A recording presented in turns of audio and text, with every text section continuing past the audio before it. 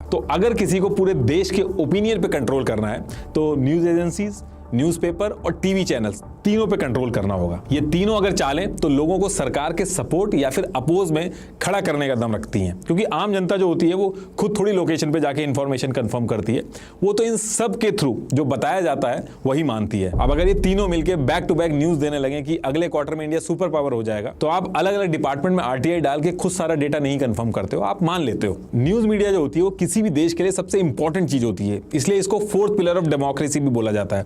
Government का असली opposition जो होता है वो मीडिया ही होता है। दुनिया भर की गवर्नमेंट जब वॉर वगैरह पे जाती हैं तो सोल्जर से पहले न्यूज मीडिया को रेडी करती हैं, ताकि लोगों को समझाया जा सके कि ये वॉर करना कितना ज्यादा इंपॉर्टेंट है देश के लिए। तो हमारा देश आजाद हुआ तो महात्मा गांधी जी ने इंडियन ओपिनियन नाम से एक अखबार चलाया था, नेहरू जी ने नेशनल हेराल्ड नाम से एक न्यूज़पेपर चलाया था, ताकि वो लोगों को असलियत समझा सकें कि वो जो गरीबी में जी रहे हैं, गुलामी में हैं, वो अपनी गलतियों की वजह से नहीं है बल्कि अंग्रेजों की गलतियों की वजह से। तभी सारे लोग एकजुट हो पाए। अगर आज की तरह उस टाइम पे अखबार ब्रिटिशर्स के हाथों बिक जाते तो बड़ी आसानी से सबको समझा दिया जाता कि ईस्ट इंडिया कंपनी देश के लिए कितनी बेनिफिशियल है। जब एक पॉलिटिकल पार्टी न्यूज मीडिया को कंट्रोल कर लेती है तब वो लोगों को वो चीज भी इनडायरेक्टली समझा पाती है जो वो खुलेआम नहीं बोल सकती है। आप जो वोट देते हो किसी कैंडिडेट को, वो आप देते हो बेस्ड ऑन इंफॉर्मेशन अवेलेबल उस कैंडिडेट के बारे में। अगर वो इंफॉर्मेशन ही गलत हो तो आपको लग रहा है कि आप अपनी मर्जी से वोट दे रहे हो, लेकिन आपसे वोट डलवाया जा रहा है। कि न्यूज़पेपर हो या फिर टीवी चैनल्स, सबके सर्वाइवल के लिए एडवर्टीजमेंट कितना जरूरी है। और इंडिया के अंदर जो सबसे बड़ा एडवर्टाइजर है वो है सेंट्रल और स्टेट गवर्नमेंट। एक कंपनी के कंपैरेटिवली गवर्नमेंट के पास हजारों स्कीम्स, ऑफर्स, डिपार्टमेंट और प्रोजेक्ट्स होते हैं प्रमोट करने के लिए। जैसे सरकारी बैंक जो होते हैं उनकी अलग अलग योजनाएं होती हैं, लाइफ इंश्योरेंस कॉर्पोरेशन, अलग अलग टूरिज्म बोर्ड्स, रेलवेज, सरकारी इंडस्ट्रियल्स, माइनिंग कंपनीज, बहुत सारे एडवर्टीजमेंट होते हैं जो कि सरकारी होते हैं और ये इनको करवाने होते हैं। और ध्यान रखिएगा, ये जो मैं एडवर्टीजमेंट की बात कर रहा हूं ये गवर्नमेंट एडवर्टीजमेंट की बात कर रहा हूं। जो पॉलिटिकल पार्टीज चुनाव के टाइम पे ऐड करती हैं वो अलग है इससे। हमने भले ही लास्ट लोकसभा इलेक्शन में 60,000 करोड़ से ज्यादा खर्च किए हों, भले ही हम पूरे वर्ल्ड में इलेक्शन में सबसे ज्यादा पैसा खर्च करते हो,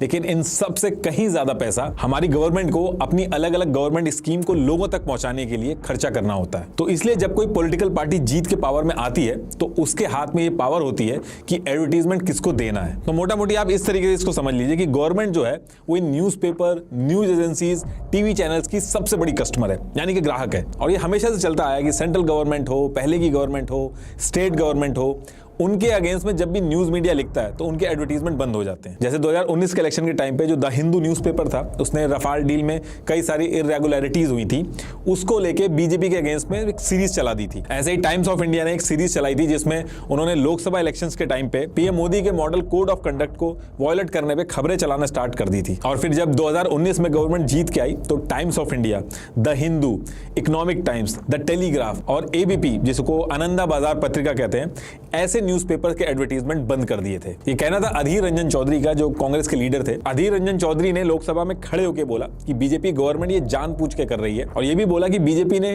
डीएवीपी जो डिपार्टमेंट है उसको बोल के एडवर्टीजमेंट बंद करा दिया, क्योंकि इन्होंने बीजेपी के खिलाफ नेगेटिव रिपोर्टिंग करी थी। और उन्होंने ये भी कहा कि इसके बाद टाइम्स ऑफ इंडिया के एमडी विनीत जैन को मल्टीपल चक्कर लगाने पड़े पीओ में, तब जाके दोबारा से एडवर्टाइजमेंट मिला उन्हें। अब कांग्रेस के लीडर बीजेपी को तो बोल रहे थे, लेकिन जब वो खुद पावर में थे तो वो खुद भी यही कर रहे थे। कांग्रेस ने 2014 के इलेक्शन से 3 साल पहले 2048 करोड़ खर्च किए थे। इसमें से 1318 करोड़ प्रिंट मीडिया पे और 729 करोड़ टीवी पे खर्च किए थे। और जो कांग्रेस का भारत निर्माण कैंपेन था उस पर भी कांग्रेस ने 2010 से 2014 के बीच में 421 करोड़ खर्च किए थे। और ज्यादातर एड्स उनको ही मिले थे जो कांग्रेस गवर्नमेंट के अगेंस्ट में खुल के नहीं बात करते थे, थोड़े सॉफ्ट रहते थे कांग्रेस के लिए। आम आदमी पार्टी का भी वही हाल है। पंजाब के अंदर अजीत समाचार सबसे ज्यादा पढ़े जाने वाला अखबारों में से एक है। जब आम आदमी पार्टी ने पंजाब में अपने मैनिफेस्टो में लिखे हुए वादे पूरे नहीं किए तो उन अधूरे वादों की रिपोर्ट अजीत समाचार के एग्जीक्यूटिव एडिटर सतनाम सिंह मानक ने अपने न्यूज़पेपर में छापनी शुरू कर दी। तो जब उन्होंने ये सब स्टार्ट किया तो अभी यही 2023 के स्टार्टिंग में आम आदमी पार्टी ने ये जो न्यूज़पेपर है अजीत समाचार, इसके पहले डिस्प्ले ऐड बंद करवा दिए,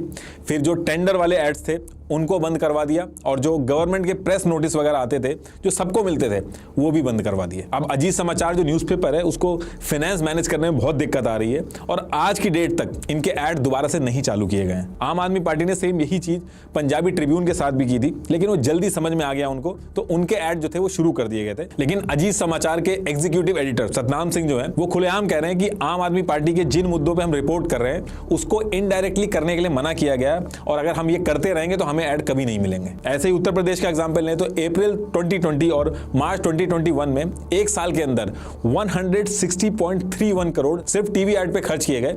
इसमें सबसे ज्यादा जो पैसा था वो नेटवर्क 18 को मिला और मार्च 2022 के आसपास ये फंड मिला था। और उसके बाद से आप अगर रिपोर्टिंग देखोगे नेटवर्क 18 रिपोर्टिंग करते हुए, इंटरव्यू लेते हुए अपने जो एडवर्टाइजर हैं उनके खिलाफ सॉफ्ट दिखेंगे।